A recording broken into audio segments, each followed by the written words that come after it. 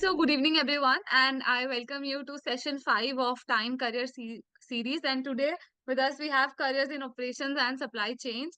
And today, we have three speakers with us, and also we have Director Time Ahmedabad, Satish sir, with us in the session.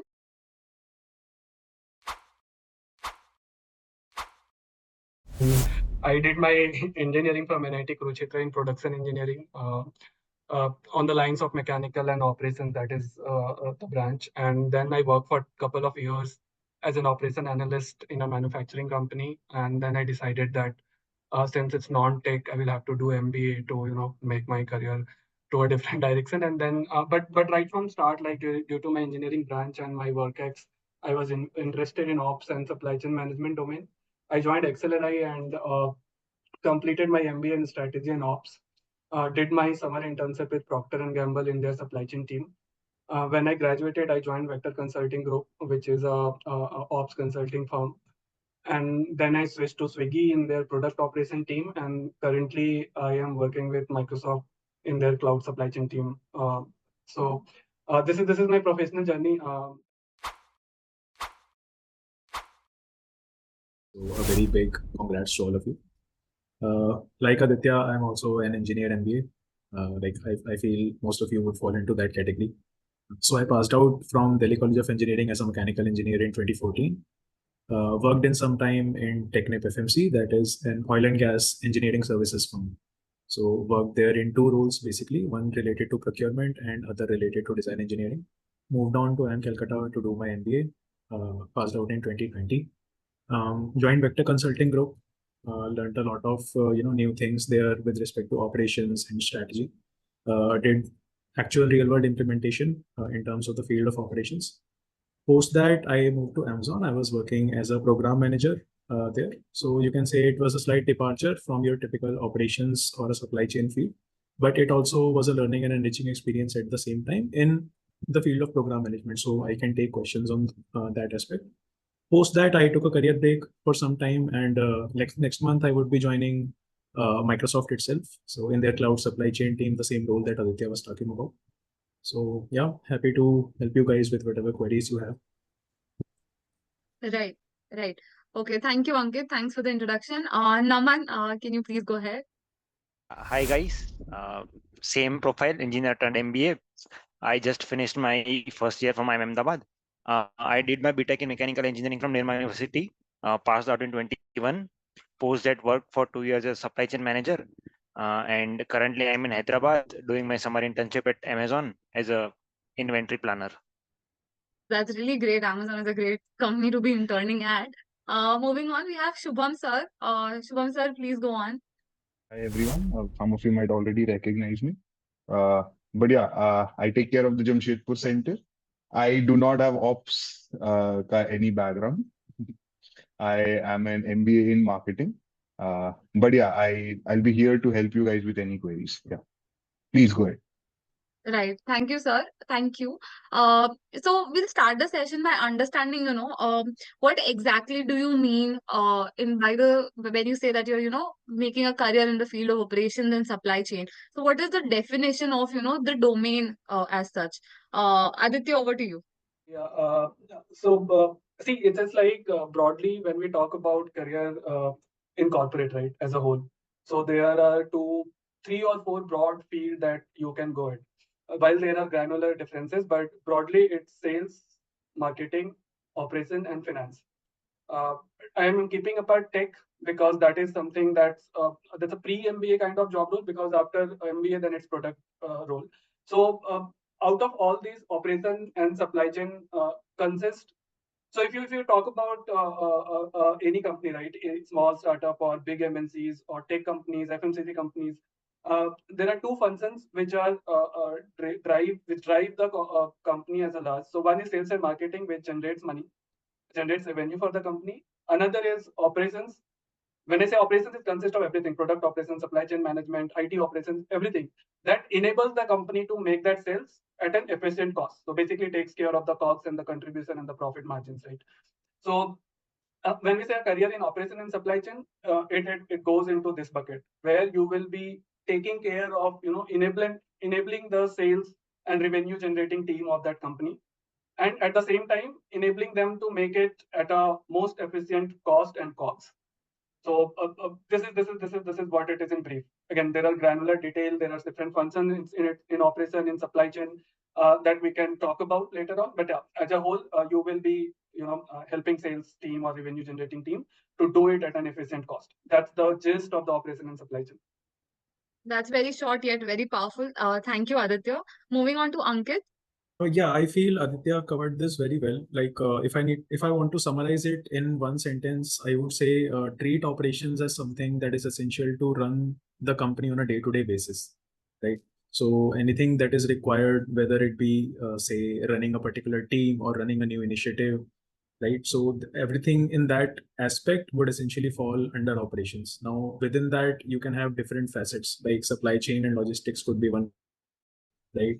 Optimizing your manufacturing could be another facet. Optimizing your distribution could be another facet, right? Similarly, maybe taking up a project to improve your product. Now, it could be tech, it could be related to non-tech activities as well, right? So whatever is required to make the company function on a day-to-day basis, and whatever is required to eke out the profit or maximize the revenue, having different objectives for that, that can always be there, but essentially how you implement it or how you run it, that's what operations means. Right, I think it makes sense, Ankit. Naman, anything that you would like to add? Yeah, so I would like to add another facet to it. Like Ankit and Aditya said that you are supporting the sales revenue generation as well. So there is also another facet to it where you are also like helping customer care. So from my personal experience, when I joined Amazon, I thought that I would be working in the business side of the team. But then I also came to know that they have a huge customer service team. So currently I am working in the customer service team. So my day-to-day operations include managing the headcount, managing the contacts, how many people to staff at a particular site. So apart from revenue generation, which is a major chunk of operations, there is also a support side of it where you support the normal business functions as well. So it also comes under operations, a small facet as well. Right, I think that makes sense. So, Can I add here something here, Survi? sure, sir. That's what I was saying, that Shubham sir and Satish sir, you can jump in anytime and hijack the session. Thank you, Survi. So, in the new age companies like Ola, Uber, Swiggy, Zomato, I think in the slightly earlier companies, there used to be sales and marketing, and for those roles, operation used to be like a supporting sort of a role. Our supply chain used to be the supporting or the enabler sort of a role. Whereas in these new age companies, a couple of them, operations become the central business, the central function which drives the business.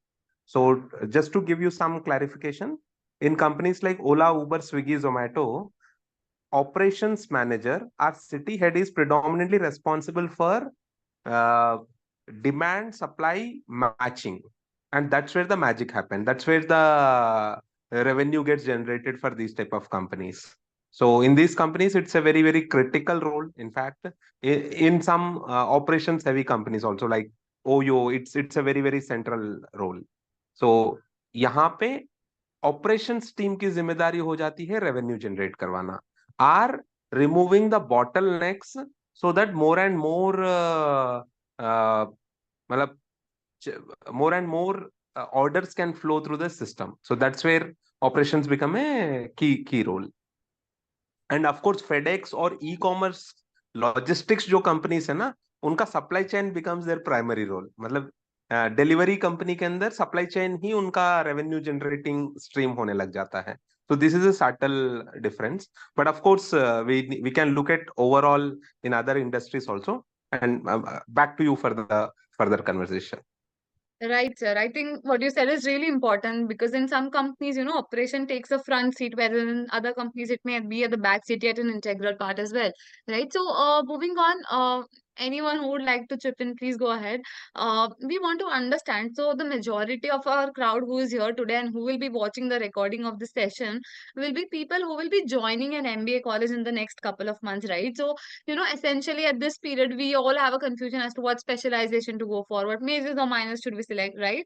So probably operations and supply chain is a field, where, if we get to understand how is it that you all got inspired or you all got to know that, maybe this is your calling, it will be really helpful to the students here. Anyone can go ahead. So, see, for me, I would say it was more of a natural mix of a natural inclination and mix of what I was studying at the time, right? So it starts for me. It started from right from BTech when I chose mechanical engineering because I was always interested in how things are working at the time, right? So I know it's not related to the traditional corporate operations that the kind of roles that we are targeting or we are looking at post MBA, but it is like by nature it is something that makes you think how things are running, right? How you can improve them, right? So it was a mix of that for me. Consequently, post my undergraduation, in the first job I went, I started out with a sourcing or a supply chain role, right? So working in that role, doing practical applications of what I have learned so far in terms of, say, an elective, right? Most of us, those are mechanical engineers, could relate to this, that you must have studied some sort of a subject which exposes you towards supply chain or the basics of it, right? So if you are able to practically apply that in real life, that tells you about the nuances that a real world application of it has, right? Consequently, similar thing in MBA, right? There are different electives that are offered in the second year in a lot of colleges. So there you have a choice to pick up the subjects that you like or the subjects that you would want to explore at the time, right? So one of the subjects for me there was theory of constraints, right, which is the management philosophy that is specifically applied in the areas of operations, supply chain, manufacturing, distribution, right? Studied the subject, liked it a lot, and sort of a similar story repeated that I went into Vector Consulting Group and got to apply whatever I learned practically, right? So I would say these two instances, for me, were the propellers to kind of pursue operations, supply chain, and these areas as a specific interest. But apart from that, I have also had other experiences, right? So it's not like I have been fully in this field from the start, right? So it all depends, I would say, on your personal experiences and the kind of opportunities that you would want to explore, right? So I would say, Right. Okay. All right. Anyone? Naman, Aditya, Shubham sir, Satish sir, anyone? Yeah, for me, it was the liking towards mathematics that drove me towards operations. So basically, operations cannot work without mathematics. It's a very objective domain. Um, other subjects have which I have learned in the first year, marketing or strategy, those are very subjective where answer can vary depending on person to person. There is no right answer. But in operations, you can logically deduce something. You can know where did we go wrong or where things are not working. And it basically follows a very logical pattern of thinking. So it helps me to uh, like uh, it's like a puzzle solving or a maze solving where you slowly open up things and understand with numbers or with data, like where are you going wrong, where are you going good. And that led me, like that interests me more. I have also chosen some electives on data mining and operations in my second term as well. So it was basically my inclination toward mathematics that drove me towards the field of supply chain and operations, as well as my internship. In my internship, the work I would be doing as well would also uh, like expose me more to the field of operations as well. Right. So essentially, you already did have a liking towards mathematics. And I think what Ankit also said that, he also studied a couple of subjects based on the same domain, which, probably gave that inclination. Anything that you would like to add, Aditya, sir? No, I think they have covered it. And to be very honest, in retrospective, it's very easy to decide like what branch we would go to Yeah. and what domain we choose, right? But at the stage that you people are, like whoever is going to join MBA. I think you need to take an intuitive call. If you think that I am good at something which is executive in nature, like where you need to execute things, where you can, as Naman was talking about, objectively, where you are objectively able to, see the results and see the impact of your work, then you choose operation. If you think that you are good at, visualizing broader aspect of things, like how to make sales and how to convince customer to do something, do some and buy your product, and then you go for sales and those kind of role. If you're good at finance, you go for finance. So at that stage, I think it all makes sense. One is your past experience that will drive your intuition, and second is your call, like what do you want to do. And to be very honest, after 5-10 years, it all will merge at some extent.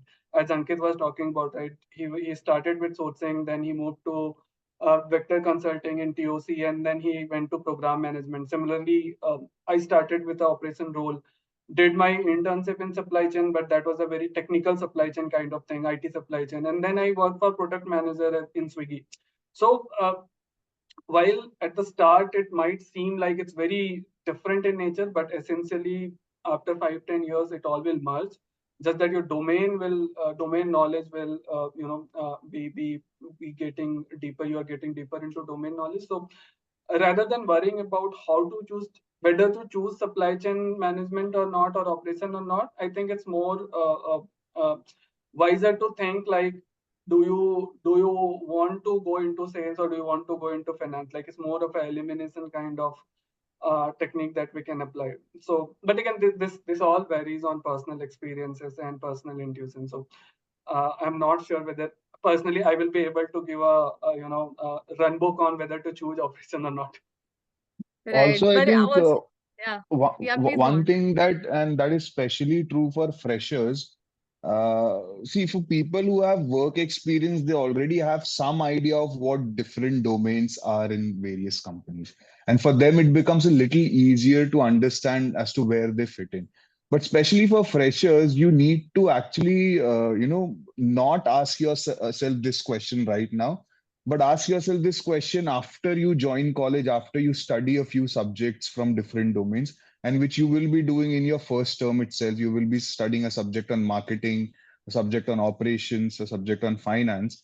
And there you see where exactly you fit in and which subject interests you more. And then, of course, the internship will give you some exposure of what these domains are. And then you will be able to take a better call. Right. So asking yourself this question right now will be absolutely pointless. And giving my example as well, when I joined college, I was very certain that I would go with finance. But it all changed after my first year and I got into marketing and strategy. So for freshers, especially, I think you should go in with an open mind and see where you fit in. Yeah, I think that's correct because as Norman even pointed out that there's not much scope for subjectivity here, right? It's very objective and logically backed, right? So there has to be strong foundations as well, right? So moving on to the next question, but before I do move on, guys, if you do have any questions, please put them in the chat box and we'll take them up as we go ahead. So we'll be taking them up on the go. So I'll move with the next question now. So, guys, we want to understand like there are a lot of sub roles in a particular domain, right? So, let's say in marketing or finance, there are different roles, right? In let's say IB or private equity or asset management, right? So, what are the different career roles which are available in operations and supply chain management? Anyone, please. Basically, yeah, to answer this, see, so we will divide operation and supply chain in a two bucket: operation management and supply chain management. So when we talk about operation management, there are different sub functions in any company. And as Satish sir was earlier talking about, that there are operation focused company for which driving team is operation team, like e-commerce and uh, ride hailing companies, or anything which which is based on supply and demand cover. So there you will have different kind of role in operations, such as one is sales operations, one is customer operation, what Naman was talking about, that you also take care of customer satisfaction part of, any business.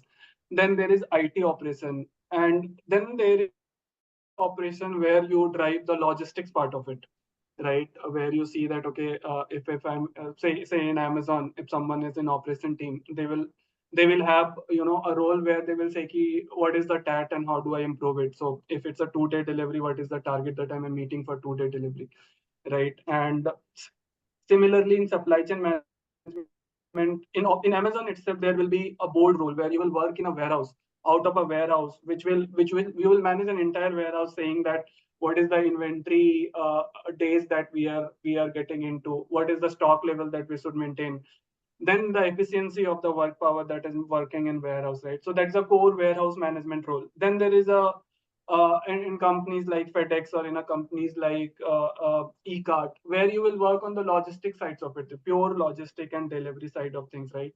That which kind of vehicle I should deploy for which kind of order, what is the MOQ that I should take, and so basically it's like grandly, like you can divide it into 8-10 broader role, and ranging from product operation to core warehouse operation. So as I talked about, if I just summarize it, it's product operation, then business operation, then sales operation, customer operation, then core warehouse management role, logistic role, and then supply sourcing side of it, what Ankit talked about when he worked pre-MBA, right? So basically from source, from getting material from somewhere, material or service, to delivering it to customer. So divide it in a different part, as many part as any company would want, right? Like Aditya mentioned, right? So, like this is a very good breakdown of operations roles, I would say. Uh, I would have a slightly different take on it, just to give another perspective. So, take any company, right? When they are coming for any operations role, or a lot of program management roles or project management roles would also fall in the same domain, I would say, work-wise, right? So, again, let's take the example of Amazon, right? So there would be a lot of departments in any firm when it's operating, right? A lot would be customer facing, a lot of them would be internal, right? A lot of them would be related to finance or maybe some other thing. But the thing that each department or each org within that company would have in common is that they would need an operations team to run the day-to-day operations of that particular org, right? So if I just take an example of the org that I was working in Amazon, so it was about catching the abuse or the fraud that happens on the platform, right? So you hear cases that a person ordered a phone but they got a brick, something like that, right? Or maybe some other fraud happened on the platform that is causing money to get leaked from the platform. Essentially, Amazon is losing money on orders, right? So even in this case, the teams that are creating the programs, the systems to catch such fraud and abuse, to detect it and then mitigate it, build systems to so that money doesn't get out from Amazon to the abusers or to the bad actors, right? Even in this case, you need a dedicated team who runs all these operations, right? It might be based on tech. Uh, it might, and your work might not directly be, creating those systems. There would be a product manager for that. There would be a dedicated team that is there to inspect such systems and to provide a manual aid to such systems, which would be AI regulated or something else, right? But ultimately, there would also be an operations manager who is running the show, right? So similarly, whether the domain or whether the company is working on tech, is in a traditional field, is in a pharma field or something else, they would always have an operations role, right? At the same time, a lot of the companies offer different program or project management roles, which kind of fall into the same domain, right? So essentially, what you will find the work that in these roles is that you need to take care of building a new system or a new process, right? Essentially, you are starting something from scratch within the system, and it may or may not be tech enabled, right? Your job at the time is to have a proof of concept to ensure that is this thing running properly, and if not, what are the various holes or what are the various gaps that you need to fix to make it a foolproof process, I would say, right?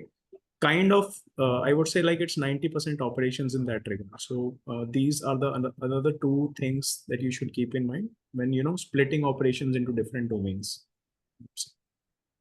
Uh, there are also analysts role. For example, the team I am working in has forecasting team, headcount planners, capacity planners, and a real-time team. So you also have such roles where you get data, you forecast them, you match demand supply, and then you have long-term planning, short-term planning, plan for capacity at various sites. Uh, you also have a real-time team which looks at real-time situation. So there are also data-sided roles in operations as well.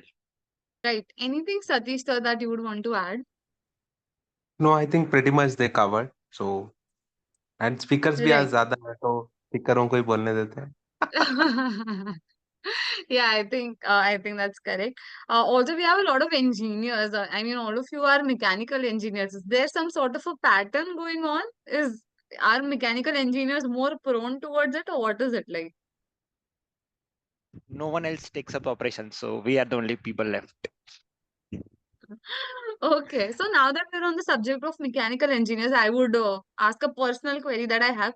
Is this role more of a male-dominated area, or are there any areas? So I had a friend who worked in Amazon operations team again, and she used to go in the warehouse and she used to tell me that there are so many workers. She started as an L5, but there are so many workers that she has to communicate to, and so many teams that she has to make sure that listen to her, right? So how is the gender balance in such a field, and also is it improving? How has the trend been? Any views? In my team, there is a fairly 50-50 ratio of male to female. So I think uh, in office, like in roles where you have to sit in the office or a corporate office, there are fairly equal number of men and women.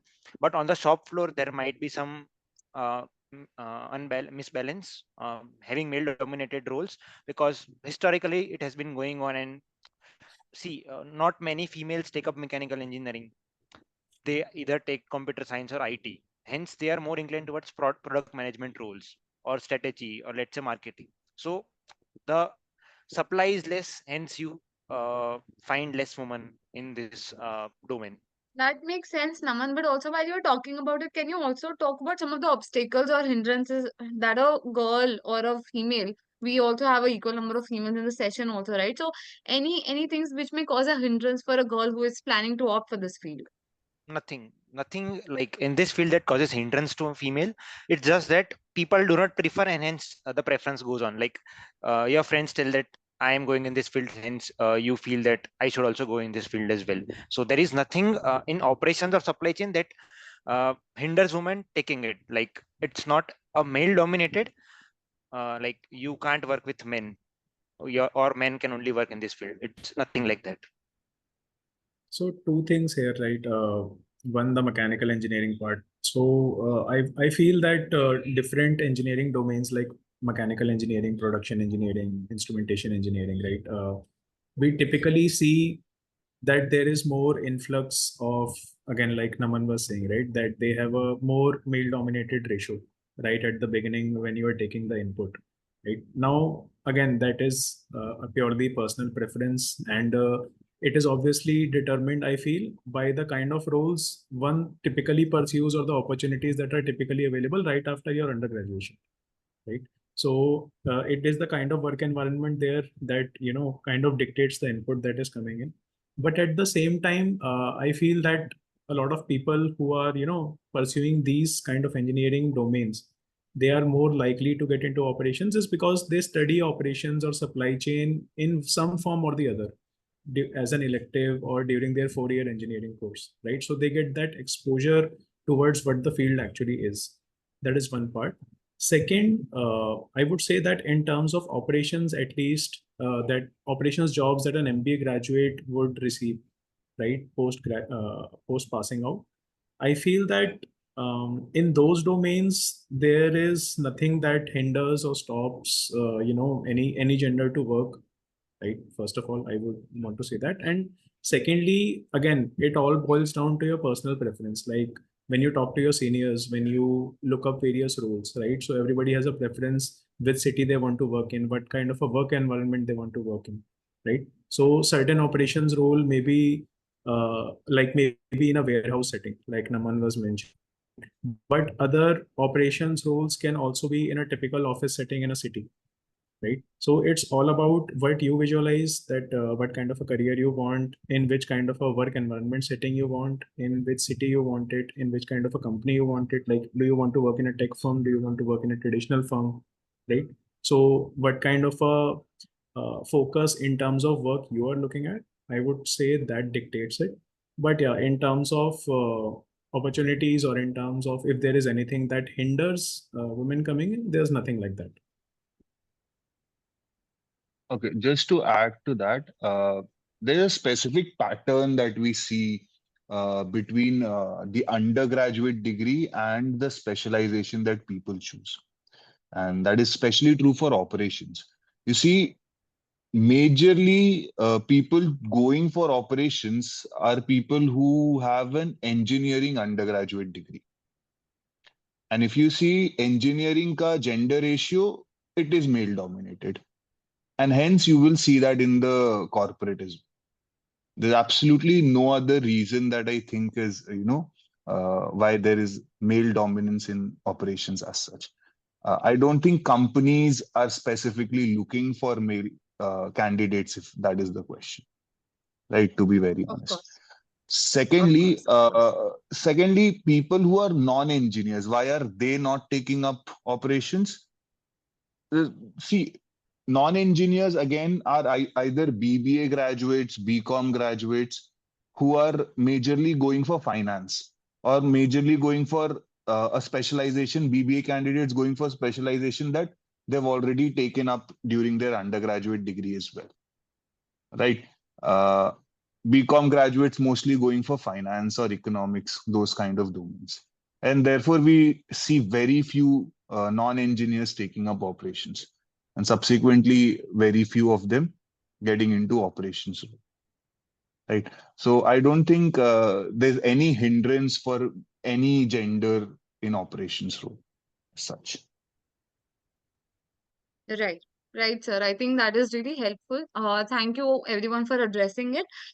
So now we are almost into the session, right? So we'll talk about something which really is important, right? So what when we're talking about operations and supply chain management, how is the money? How is the pay scale? Let's compare it with other more lucrative options, like consulting or marketing, where there are, a lot of perks also and a lot of benefits as well as an employee, right? So how is it in operations and supply chain? And feel free to quote numbers.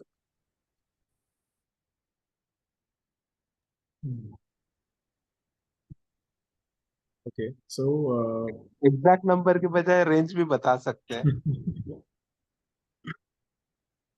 nahi, see, I feel, matlab, again, two answers to this. So, one is obviously related to what kind of a firm you're working for, like even in the same role, right? So, it could be that you're working in operations in company one that pays a lot, in company two that may not pay a lot, right? So, it is variable on that front.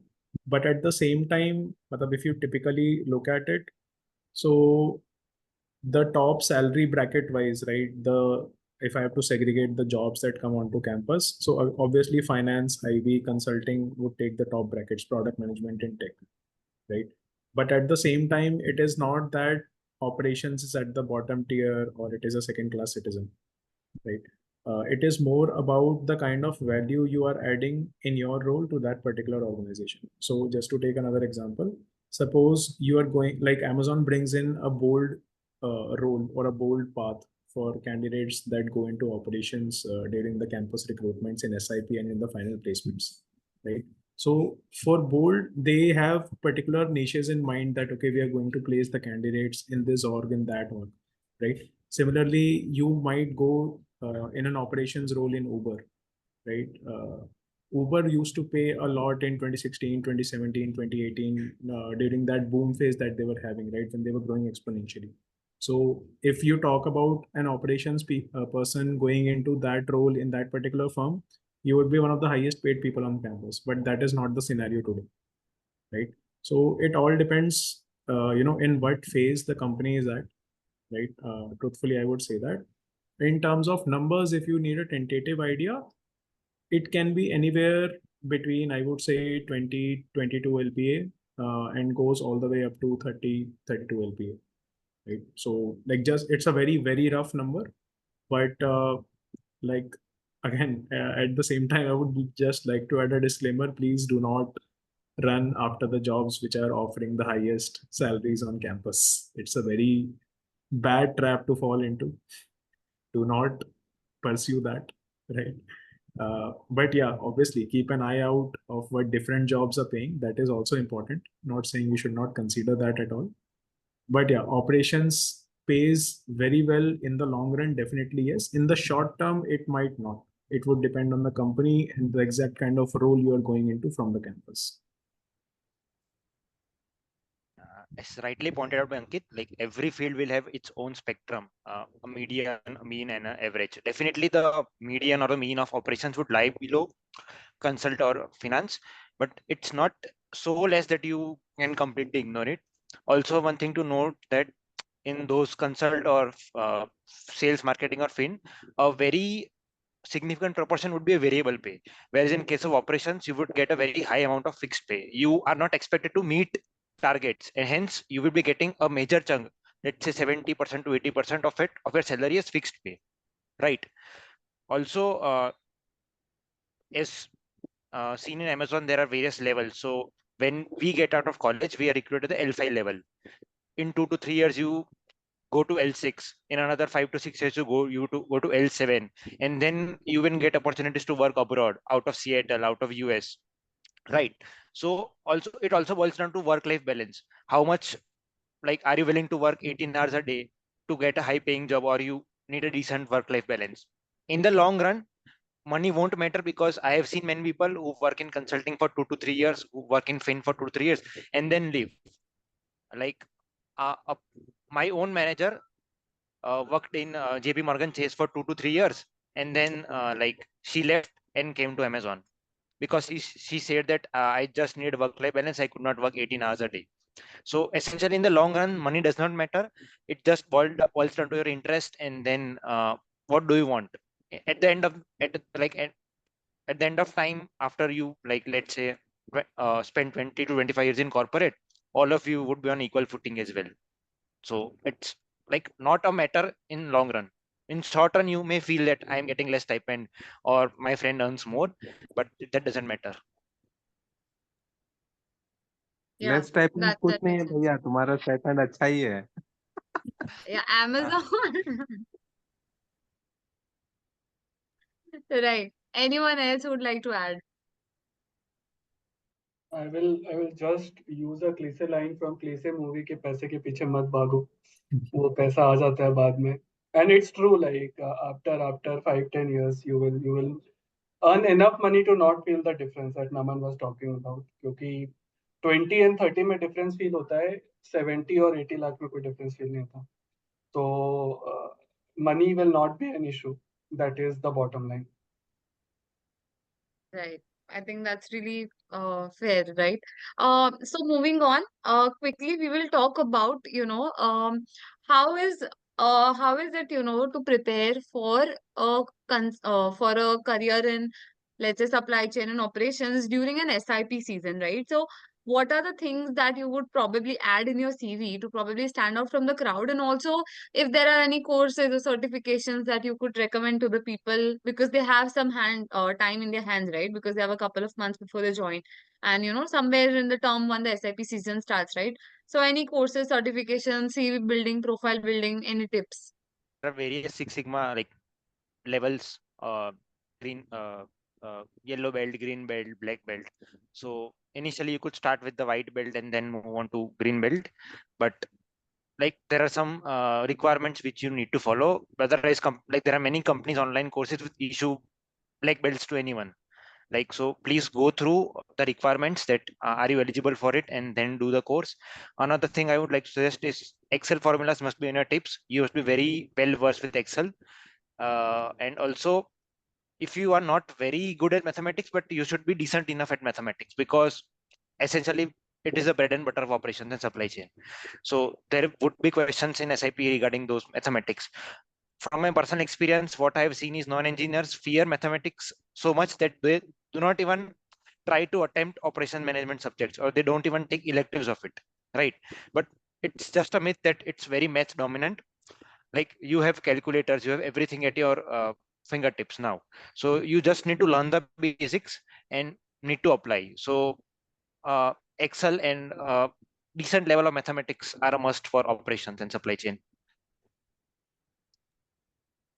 Yeah. Right. So for those like those who have WorkX, obviously you should put your points that highlight any kind of work that you did in operations, like at least for the version of the CV that you are preparing for operations. So when you are inside, I think most of the colleges offer this option that you can have 2 or 3 or 4 different versions of your CV, right, to apply to different companies. So you can like focus one towards product, you can focus one towards finance if you want, you can focus one towards operations, right? So when you're preparing your operations CV, if you have that kind of work ex, or if you feel that your work entails some of the points that can be highlighted in that manner, so frame your points in that manner, I would say that.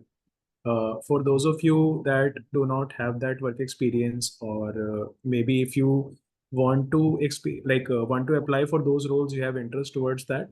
So in terms of courses, I would say like just try to get some basic courses from Coursera, like, or anywhere under your belt, maybe from Udemy or anything, whichever is the cheapest, whichever is the fastest, because the ultimate way of getting those 1 or 2 liners, the ultimate point of getting these 1 or 2 liners on your CV is to grab the attention of the interviewer, and if you get the chance to talk about the same in the interview, right? So it won't matter much like what kind of a course, or what specific, like where which course should I do, where should I do it from, like is a paid course better or not, is a free course not better. So don't think on it too much, just do a couple of courses, put it on your CV so that they see that you have some interest in operations and you have done something towards that, right? That usually does the trick. Obviously, you would be evaluated within the pool from your campus when these companies are shortlisting the profile, right? So again, the effort you can do from your end is X, and again, the output or the selection that happens is out of your hand, right? So don't think about it too much. Just like in the version of the CV that you are putting for operations or program or project management, just put those points that you feel would increase your chances, that you feel would show your interest towards that field, and that is enough from your side. Uh, One of the good courses that Naman mentioned is, yes, Six Sigma, like starting from the white belt or yellow belt. If you can get an opportunity to do that, that shows a really good interest in operations. I'm not sure if that is offered within campus before the SIP, but definitely in the second year, a lot of firms like KPMG and all, they come within the campus and offer it to students in a 3-day or a 5-day boot camp, right? So you always have that opportunity to get that certificate for your finals. But before the SIP, you can also get that yourself, or even if not that, you can do a basic course on Coursera or Udemy or even YouTube, which prepares you for that particular level. So, like for white belt, there is a particular every belt there is a particular exam, right, that you have to take, which has a certain fee because only certain accredited organizations can do it. You don't need to take that. Just take the preparation course or the preparation video and put it on your CV that you have done that. Because ultimately you have to answer or converse with the interviewer about your knowledge, right? So these 2 3 things I would say would work towards your advantage if you want to get shortlisted by such firms. Right. Okay. All right. I think that was really helpful. Thank you, Ankit and Naman. So now, okay. So Adarsh Patel is asking, good evening, speakers. I've completed M Pharma and currently working in Zydus Life Science in production department. Is there any role related to operation in pharma in a top B school? There are a lot of pharma questions coming in. Yeah, you have a lot of pharmaceutical companies that will come with operations role, including Cipla, AstraZeneca, Sun Pharma, Zydus as well, for that matter. So all these companies will come with operations and marketing roles. Right, sir.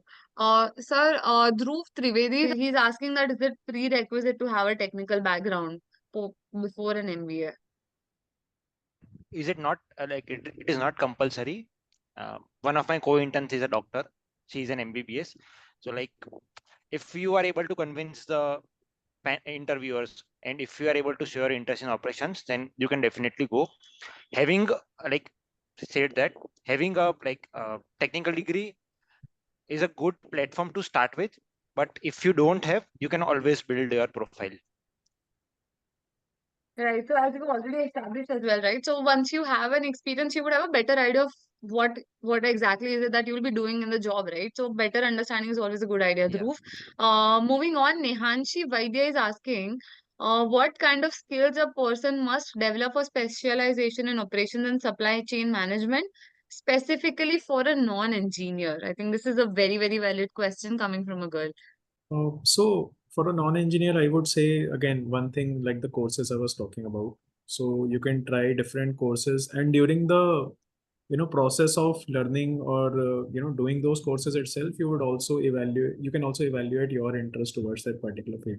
That is one I would say, because ultimately, see, if you want to explore a career or if you want to get shortlisted for such roles, you need to show something on your CV that shows your interest, right? So I would say try to focus towards some tangible outcomes or something tangible that you can put on your CV. Courses is one method to do that. If you have a work experience, then I feel for a lot of non-engineers, if they are not working in a finance field, right? I feel a lot of people do have operations experience in one way or the other, especially if you have like 1.5 to 2 years of experience, right? If you are managing, uh, if you are aiding the functioning of your org on a day-to-day basis, it is operations in one sense or the other. So again, if you have work experience being a non-engineer, try to frame your points in a way that shows how you aided in the working of that particular firm or your particular company, right? So essentially, through these two ways, or maybe again, you might not have experience, right? Then there are certain extracurricular activities that you might have done during your undergraduation, right? You might be part of a committee, you might be part of a particular team within your campus, right? That focused on different activities. Try to bring up points or put the points on your CV which showcase that how you managed or how you did different activities that can translate into working in an operations environment for different firms, right? So ultimately, through these things, you showcase your interest or you showcase your inclination towards that particular area. But again, at the same time, it also comes with the caveat that you are being evaluated from the pool of your campus, right? So this also answers in part the previous question that was asked. Um, Ultimately, the companies like think from their perspective, right? They would also like to shortlist candidates that they feel are the most appropriate or are the best fit for their particular organization, right? So don't think too much from that aspect. Realistically evaluate, because you would have a fair enough idea of your batch, like what is the batch composition made of, right? How many different kind of roles in operations or in the field of your choice come? What is your statistical likelihood to get an interview from these companies, right? You can get a fair enough idea about that, right? So I would say think on these aspects, highlight whatever you can in a tangible way on your CV, and that's the best course of action you can take. Right, right. So we have a question, I think, for the whole panel, and it asks that what does the life what are the day-to-day operations in the life of an operations person working in operations look like? I think all of you will be able to add different perspectives because of your different variety of roles. So please take this up. Right. So okay, I'll share my experience. So like with specifically towards operations, I would say I have had two different experiences so far. One was pre-MBA when I started working in Technip.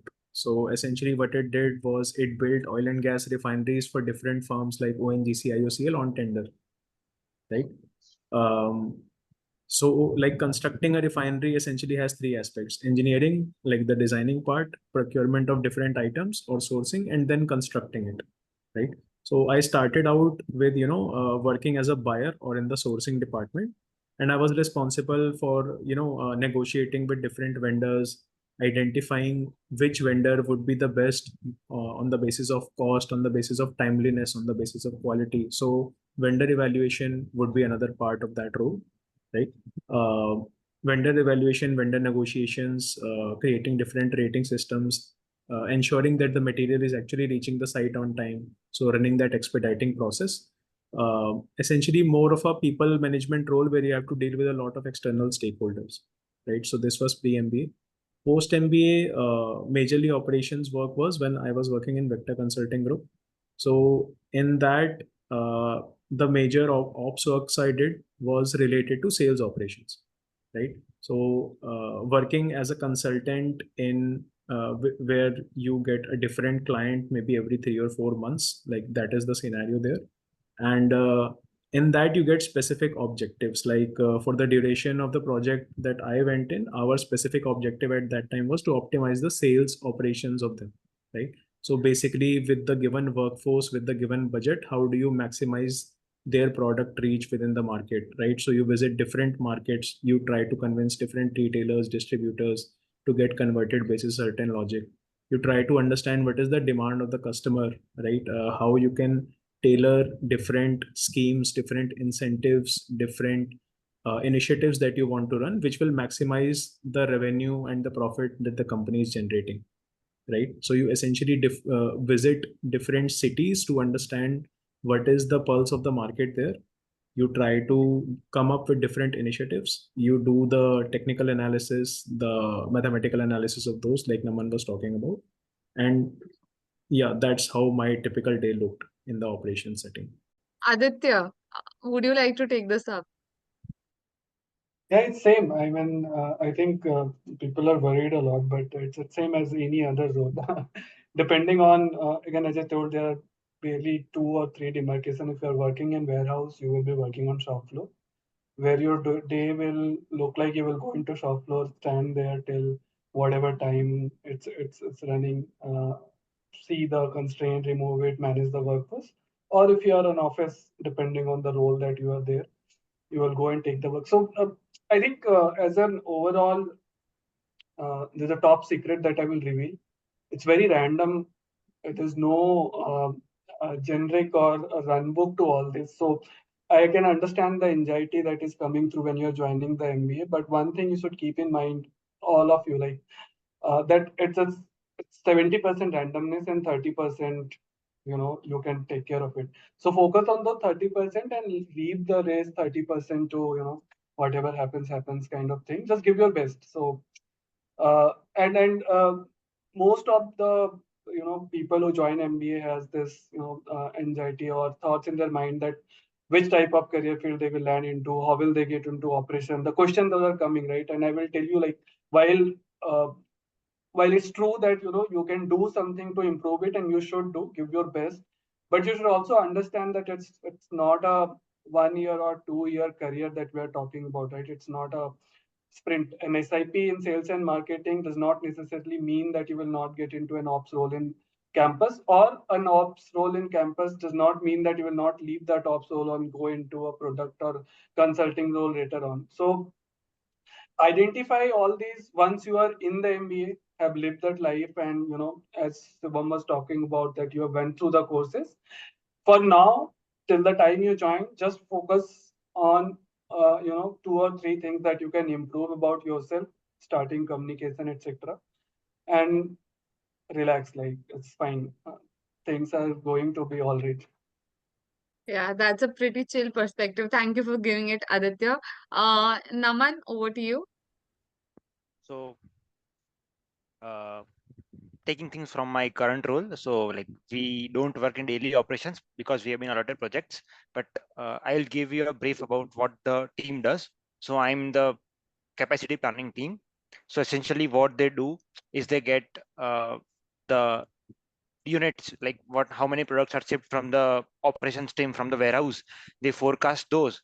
They look at how many people are available at my customer care center. How much like they track various metrics, like how much time do they take to answer a call, how many people are there, how many people would be absent. So they match the demand and supply, and if they want to hire some new persons or not, how much to allot to like this, like let's say there are three different sites. So how much to allot to site A, site B, site C, and then what would the supply and demand look at a like very granular level, let's say a 30-minute interval or 60-minute interval. And then there is also a real-time planning team which looks at any shortcomings in the real time. So Amazon as a company works 24 by 7. Our office is open 24 by 7 across 365. So the office never stops. They work in various shifts, and hence operations is the backbone of Amazon. So it can never stop. So if you are work like you won't work 24 by 7, but you'll be working in different shifts as well. So if you are in the data analysis team or the forecasting team or the planning team, then you would have a typical shift of 9 to 5. People arrive in my office at 12, they leave at 6. Like there are flexible timings. So um, unlike other roles like consulting or fin, where you have to be present at this particular time and then you have to work for so and so hours, the workers are typically very chill at operations. You do your work, even if you do in 2 hours, it's fine if you are done perfect, right? So it also varies from role to role. If you're in a warehouse, then it the work timings are different. If you're in office setting, the work timings are different. So it also depends on role, but essentially you get a very good work-life balance while working in operations. Lastly, Shubham sir, you've worked in Zipline, also currently looking after the operations of Time Jamshedpur. Would you also like to take it up? Yeah, so again, as Aditya and Ankit and Naman, all three of you talked about this, I think more or less your role will define how your day-to-day working will be, and it'll actually, on the outside, if you look, it is all the same, right? And as Aditya said, you can't really do much about it. It is mostly random, right? But what you can really do is try your best to streamline how your day looks like, right? And in the end, the way you manage your work is how your day will look like, right? And there are few things that you can actually go ahead and streamline for yourself. And of course, there will be a lot of things that you will not be able to plan ahead, and therefore it will be random, right? Uh, so from now on, if you start thinking about how the day is going to look like, let's make sure that post MB also you will be working for 10 to 12 hours a day minimum, right? Uh, and that is true with each and every one of us, be it Aditya or Ankit. And I'm sure Naman already might be realizing that 10 to 12 hours a day to काम करना ही है, right? And that is true for me also while managing time Jamshedpur over here, right? But what you can, yeah, from right now prepare for is how do you streamline things for yourself? How do you prioritize work? Uh, and that is exactly what is going to decide how your day looks like, right? So let's not worry about it right now. Let's worry more about what you can do to improve your profile and get into those roles first. How can you be comfortable in those roles? Uh, and then I think you will have a better picture of how your day will look like. And it will vary from person to person. Right, sir. Of course, that's correct. It will vary a lot from person to person. So guys, we're just nearing the end of the session now. Last, I think, a couple of questions. Pranav is saying, thanks, Aditya. Really needed to hear this. Okay. Anurag Tomar is asking if our final goal is to start a production business after getting job experience, which field is a better choice, operations or supply chain management?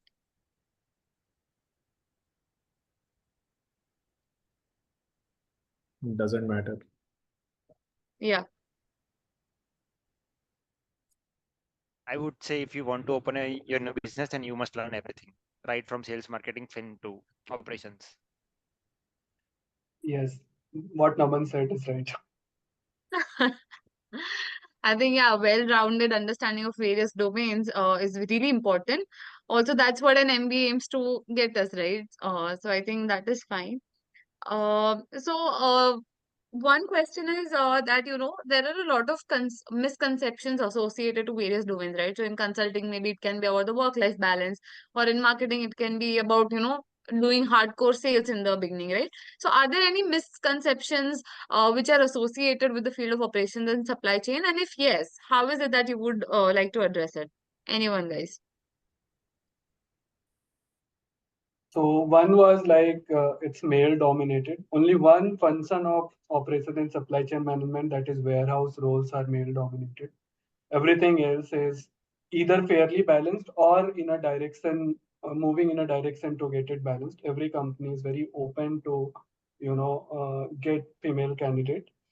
And second is when people think operation and supply chain management, they generally think that it's back end job, it's back end kind of job, and you work on Excel sheets and you just uh, work in the back end side of the field, but it's not that. As Satish sir was initially mentioning, right? There are multiple ops role in multiple companies where you drive things end to end. Like your team will be responsible for driving entire operation, entire sales, everything except the advertising or marketing part maybe. So these are like two broader, misconception that if I go into operation and supply chain, I will always work in a back end of any company. It's not that.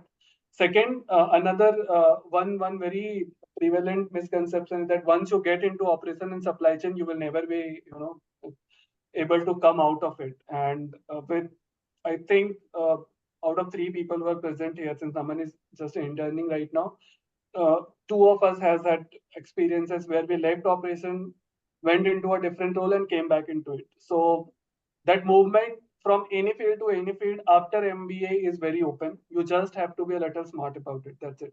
So yeah, I think these are top things that you should get out of the mind. Um, yep. Ankit, Naman, would you like to break any misconceptions or myths? Aditya has covered pretty much everything. Aditya और नमन की अलग जुगलबंदी चल रही है. Okay, all right. Okay, so we'll move on. This is probably the last question from my end. I don't see many questions in the chat box either. So, lastly, I would want you all to talk about any projects which have really been close to your heart, or any projects where you feel that you were able to make a significant impact. And Ankit, for you, I want to really know about that phone and brick wala jo phone soap or wo wala project hai. How is it that you address? I would really like to know more about it. How is it that you address that issue? I mean, how is it that you address that if it is real or if it is fake? You really want me to go Survi about also wants to know brick order करेंगे तो phone भी मिलेगा क्या? नहीं नहीं, वो उसका cheat code तो नहीं है मेरे कि पास. अंकित को 1 घंटे का टाइम देना पड़ेगा आप लोगों के लिए एक्सप्लेन करने. नहीं नहीं, I'll cover very briefly. So essentially मतलब जो और काम करती थी, what they did कि they tried to determine abuse अगर it is happening on the platform, right? So what I mean by abuse is fraud is typically black and white. मतलब fraud payment related होता है कि fraud card है, किसी का चोरी किया हुआ कार्ड है, some other fraudulent payment method is being used, right? But in terms of abuse it's a grey area. Customer ने कहा कि मुझे तो ब्रिक मिली है, मेरे को तो फोन आया ही नहीं, right? How do you determine कि उसे एक्चुअली में क्या मिला है? Like is your supply chain और वैल्यू चेन एट फॉल्ट? आपके एंड पे फॉल्ट हुआ है या कस्टमर झूठ बोल रहे हैं, right? So it was about that. And since it is gray, 100% certainty say Amazon even doesn't know ki, like what is the truth, right? But they have enough data points about you from your account, from the device you are using, right? That, and similarly within their supply chain also. So in the forward flow, in the reverse flow, they have a lot of data points that they capture. X-ray images of the boxes that are going out, unko weigh karte hain, right? Driver, like in US and UK, driver partners even they have body cams when they are delivering the parcels, right? So similarly, in their value chain, they have a lot of data points about the customer. They have a lot of data points about the customer. They have a data history also. Like since you are like you must be buying things from Amazon from 5, 6, 10 years, right? So they know a lot about you, like how likely you are to default to a pattern like this, what is the value of the object जिसके ऊपर ये question चल रहा है, right? What has been your past history? What are these various data points? Take them and they take an educated guess. Like this is the best answer essentially. With 100% certainty, even they don't know, but at the same time, they have enough data points to take a very educated guess, and different systems and different things in place that detect such abuse and capture it. Yeah, that's essentially how it works. Yeah, all right. I think that was helpful. Won't be expecting a brick or a phone next time. Naman or Aditya, any project close to your heart? Currently, I'm engaged in the project, so it's yet finished. But I would say I've been interacting with a lot of CSAs, how a call center works. So 2 or 3 links, I learned that sometimes we like vent our anger on the customer executives that my order is delayed or my payment is not being refunded. But when I sit beside them, I see how little control they have over the working of the company. So they can only address our questions. So I feel that as a consumer, we only look at the company, but we don't look behind the like the person who is sitting behind as the face of the company. So sometimes I have also been disputing with the CSAs, said where is my order, why uh, why there has been a delay. I'm a prime consumer, I want my order at any cost. But when I sat with them, I looked how they work, then I felt that how little control they do have. They can surely assist us with our queries, they can't take business decisions themselves. So this is a small facet of my project, but the project is yet to be completed. So Right, but still it was really helpful. Aditya, over to you. I think it's difficult to call out, but I work for Rekam, which is a RPZ group company and has a Poland counterpart. So there I had a very while I was in ops, like in Vector, but my project was in sales operation. So initially I was talking about how there are different domains, right? And my project was to actually free up the salespeople to do more sales. So it's hard to imagine like how from backend you can do something which will give salespeople more bandwidth, and very counterintuitive when we say that salespeople that you don't need to talk to customer, right? Except selling part, you don't need to talk to customer for anything else. And we had a great pushback because traditionally it's salespeople, right, who represent a company to customer, that whatever fault is coming, they will take care of it. Whatever query, when is the part getting delivered, everything will be taken care by salespeople. And we went ahead with the thought that we will take care of all this. You just take care of selling. They had a great meltdown. That how can you say that, like, we are the face of the customer, we maintain relationship. But then when eventually we executed the project, we set up the backend team, and we set up a process where customer were not in a need to call salespeople. They would have all the information proactively at their fingertip through app and email chains, and they will have a dedicated team which will take care of their post order queries and pre order queries, right? And salespeople will only come into picture to make the sales. So that was something which was new for me. I also had a very counterintuitive thought about it, but when we executed and when we said that, okay, instead of 35 salespeople making X crore ka revenue, we will only need 15 people to make X crore ka revenue, and they will have so much free time. So that was something which I'm still think that that was an impactful project that I did. We're concluding the session. Thank you so much to all the speakers for taking out the time and really, addressing all the questions very, very patiently. Aditya, Ankit, Naman, Shubham sir, and Satish sir. Thank you so much, everyone, for being a part of the session. And again, thank you, Time Ahmedabad director sir, for allowing us the opportunity and the platform to arrange such a session. Uh, Thank you, all the speakers. Anyone, any parting words? We really appreciate parting words. Yeah, I was waiting for this. So I can understand this is a very domain specific session, right? But let me tell you, you everyone, like, and I know I will not say that that should not happen. You should not be anxious. You should be anxious. But I will reiterate, if you are going into a decent B school, I will not go into ranking. Uh, And if you give your best, like your best, you after 5 years and 10 years, you will not have any regret or any thought that you could have done better. So you should stop worrying about anything which is not under your control. And as I said, 70% of things will not be under your control. For the rest 30%, give your best and enjoy this. Like I wish someone told me before I joined MBA. So I make sure that I tell everyone who joins MBA that enjoy this process, and money, job, you will, it's almost certain that you will get it unless and until you just leave it, like you don't want to do it. Otherwise you will get a decent amount of money, a decent job. So yeah, that's all I wanted to say, and all the best. Ankit? यहाँ तक आए हो यार, आगे भी सब कर लो, relax करो. No, I just बताओ, want आगे बढ़ो. reiterate the same thing, that just go in with an open mind, go and explore, and that will give you the best opportunity to choose for yourself what is right for you. And यार जैसा आदित्य ने बोला यार, मतलब you don't have to worry about the process as such, right? You go with an open mind, you do your best, enjoy the journey. MBA, more than knowledge, gives you experience, and that is exactly what you need for a corporate career, right?